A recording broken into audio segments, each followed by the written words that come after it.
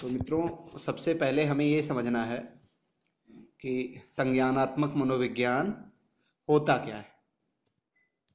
जैसा कि संज्ञानात्मक मनोविज्ञान इस टर्म को सुनने से ही स्पष्ट हो रहा है कि यह कुछ ऐसा है जो संज्ञान से संबंधित है। अब संज्ञान के अंतर्गत कौन कौन सी मानसिक प्रक्रियाएं आती हैं। किसी भी संज्ञान की प्रक्रिया में एक तो प्रत्यक्षीकरण हम लोग करते हैं, परसेप्शन करते हैं। मान लीजिए अब जैसे आपको किसी एक समस्या पर काम करना है, कोई प्रॉब्लम सॉल्विंग से संबंधित एक उदाहरण है। जैसे आपको मान लीजिए ताला खोलना है। अब ताला कैसे खोलें? तो ताला खोलने के लिए आपको प्रत्यक्षण होना चाहिए, किसका? ताले का भी और चाबी का भी।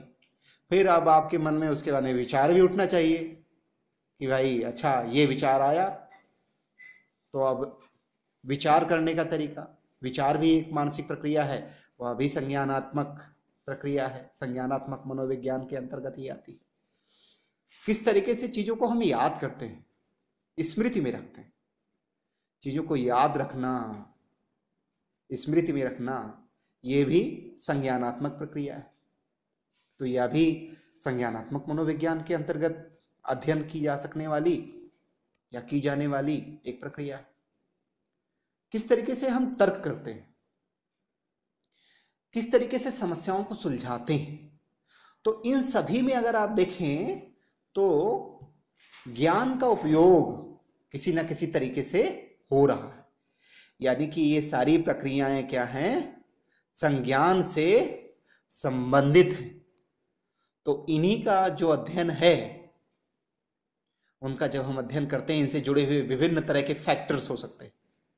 उदाहरण के लिए जैसे मान लीजिए सिजोफ्रेनिक लोग हैं, तो उनके अंदर वैचारिक विकृति किस तरह की होती है, तो ये संज्ञानात्मक मनोविज्ञान का एक मुद्दा हो सकता है। ठीक है कि इस तरह के शोध कार्य संज्ञानात्मक और क्लिनिकल साइकोलॉजी दोनों में ही आ जाएंगे। इसी तरह से जब भी हम कोई नया व्यवहार सीखते हैं, तो उस व्यवहार को सीखने की प्रक्रिया में सामाजिक संज्ञान क्या भूमिका निभाता है, यह भी संज्ञानात्मक मनोविज्ञान से जुड़ी हुई समस्या है। ऐसे ही हम विज्ञापन देखते हैं, तो विज्ञापन का हमारे किसी स्वास्थ्य व्यवहार को अपनाने की प्रक्रिया में जो उसके प्रति विश्वास है, उस विश्वास को या अभिवृत्ति को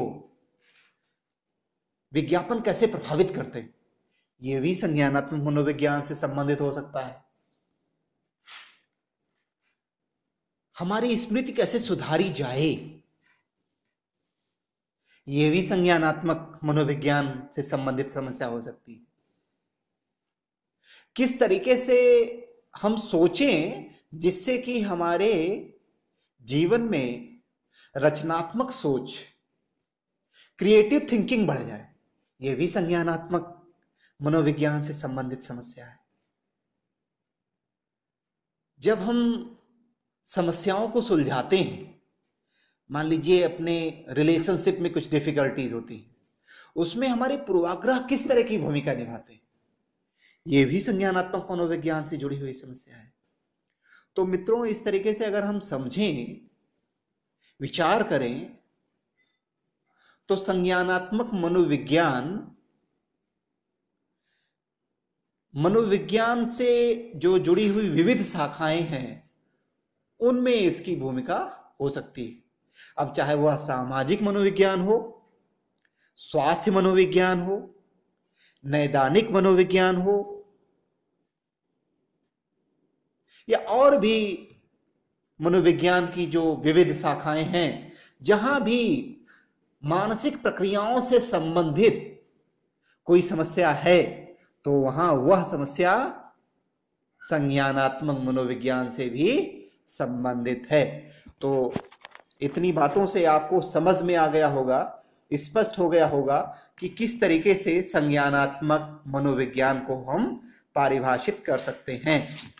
अंत में अगर हम कहें तो संज्ञानात्मक मनोविज्ञान मनोविज्ञान की वह शाखा है जिसमें कि प्रत्यक्षीकरण, विचार, समस्या समाधान, तार्किकता, स्मृति आदि जैसी मानसिक प्रक्रियाओं का वैज्ञानिक अध्ययन किया जाता है।